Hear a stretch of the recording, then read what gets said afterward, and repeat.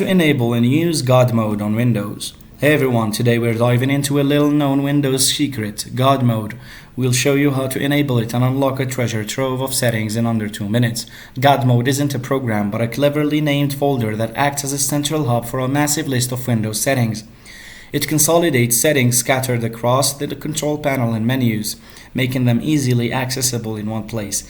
Right-click on an empty space on your desktop and create a new folder. Paste the following text exactly into the new folder name. Press enter and the folder icon might change to a control panel icon. That's God Mode. Double-click God Mode to open it. You'll see a massive list of categorized settings from managing user accounts to tweaking network connections, and everything is organized for easy navigation.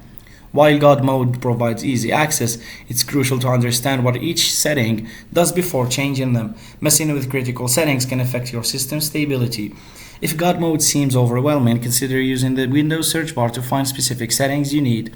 God Mode offers a convenient way to access a vast array of Windows settings. Use it responsibly and explore with caution.